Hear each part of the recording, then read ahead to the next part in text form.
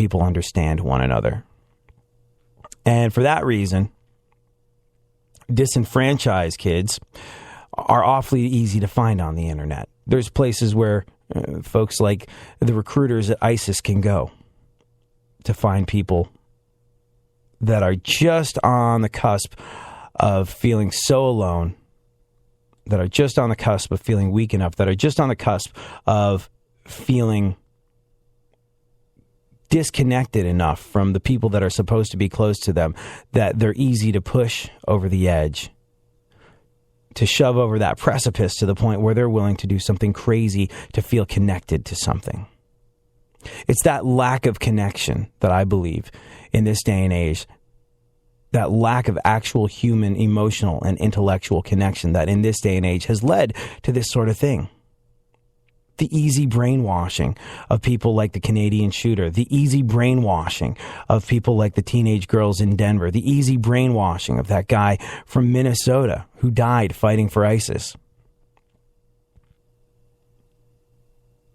Look, I'm not saying this stuff didn't exist before the internet, but in this day and age where the internet is closing young people off, and it is the young people, it is people that have grown up with their primary form of communication being texting as opposed to a handshake, a smile, and a kind word. Or an angry word.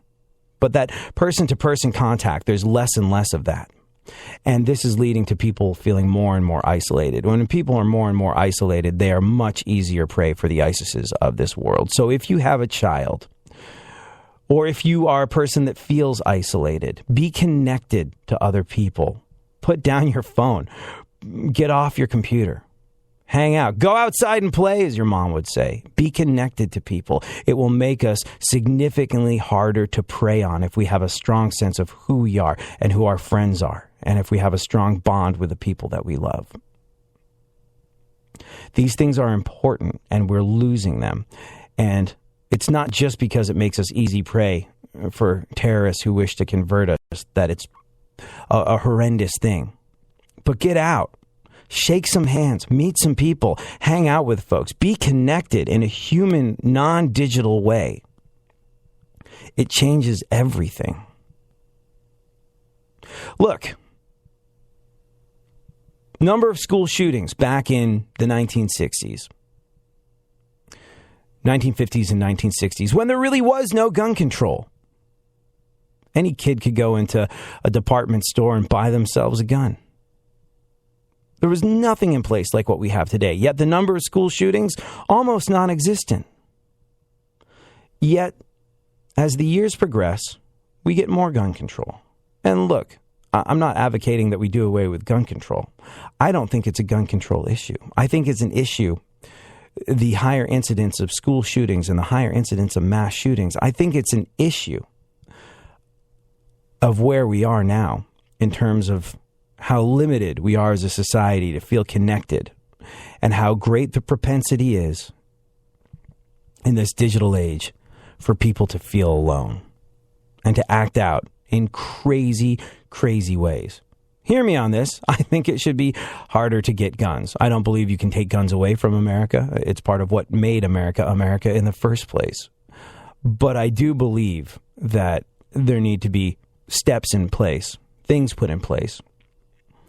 Maybe new legislation, I don't know. But I do believe it needs to be more difficult for crazy people to get their hands on firearms. Call me un-American, call me a redcoat, call me what you want. I just believe that. I'm not saying let's do away with guns. I'm just saying let's be a little bit more selective about who gets to have them. That would be good. But you know what? If someone wants to go nuts and take out half their middle school class, they're going to do it whether they have a gun or not. Yeah, they can do a lot more damage quicker with a gun, but they're going to act out in these crazy ways, whether it be with a knife, whether it be with arson, whether it be, there's just no stopping people that are going to do this sort of thing. They're crazy, they're sick, and they're disenfranchised, and they're disconnected. But I believe that the reason that you see an increased incidence in this sort of thing, mass shootings, school shootings, all the above, and I don't have the figures in front of me, but if you want to look them up, you'll find they're on the rise. And they're on the rise as we get more gun control. It has nothing to do with easy availability of guns. It has nothing to do with easy availability of guns, the fact that these people want to act out in this way. The guns are a conduit, and yes, they need to be addressed. But what the real issue is in terms of setting people off that have potential to do this sort of thing is this lack of connectivity, this loneliness. You know that expression, you can feel so lonely in the largest crowd? That's it. That's why this is happening. The digital age we live in has made people feel more and more isolated. We are kept in a bubble.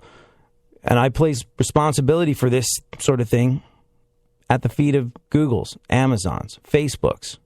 Everybody that would seek to put us in a bubble and stop us from expanding our minds. They are complicit in the retardation of us as a species. And they are complicit in the disenfranchisement that we all feel with alarming frequency. And when this disenfranchisement hits someone that's got the perfect emotional soup to go crazy and to do something horrific, well, I think you see where I'm going with this. Bottom line is, get out. Reach out to other people. Put down your phone. Get some sunshine on your face. Do it with someone you care about. Pay attention to your kids. Be involved in their lives. Make them put down the cell phone. Do that thing at dinner time where everybody has to put their cell phone in the middle of the table and the first person to answer a text or a phone call pays for dinner. Be with each other like human beings. It is so important now more than ever. Yep, that's what I think. Gonna get down off my high horse now. And we're going to have a little chatty chat about the events of today in our segment, My Witness News. In no way, shape, or form fair, certainly not balanced. Funkhauser.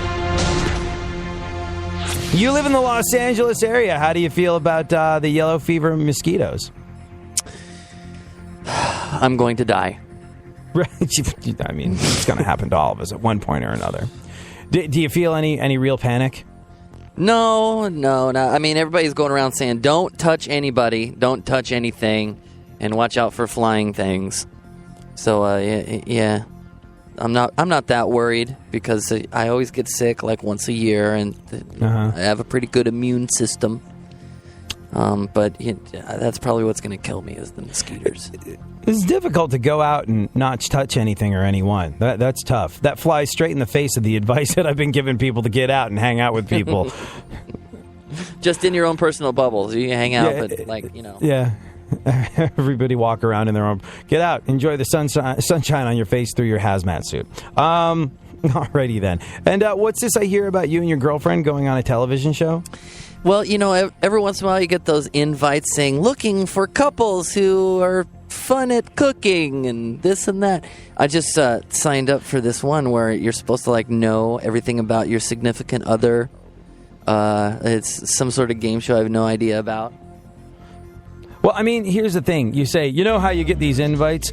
No, people don't know because you're in Los Angeles. This is part of your upbringing in your life. But if you're listening to the show from Tennessee or something like that, no, you know nothing about that. You've never been invited on a television game show.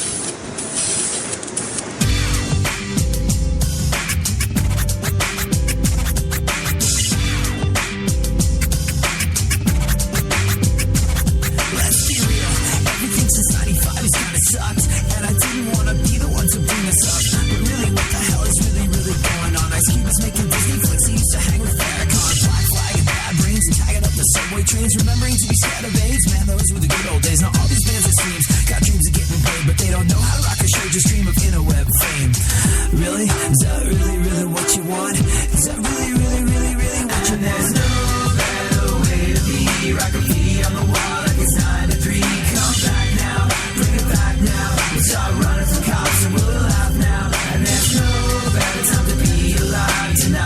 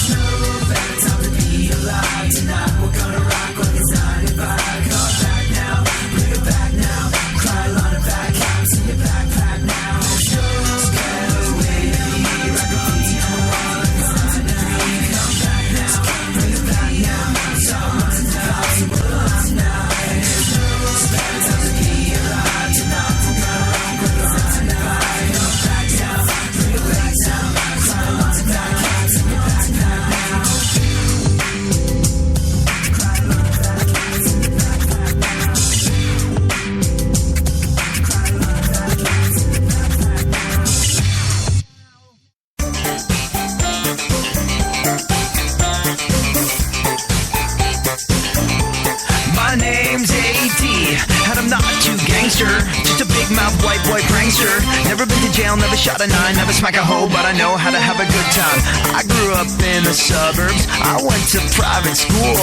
I stayed mostly out of trouble, mostly I obeyed the rules. Upper middle class, so you know I'm not down. Still taking over when I'm rocking this town. Put your hands up if you're loving this sound. I am the king, so I with the crown. Oh, I'm the king of the suburbs, baby.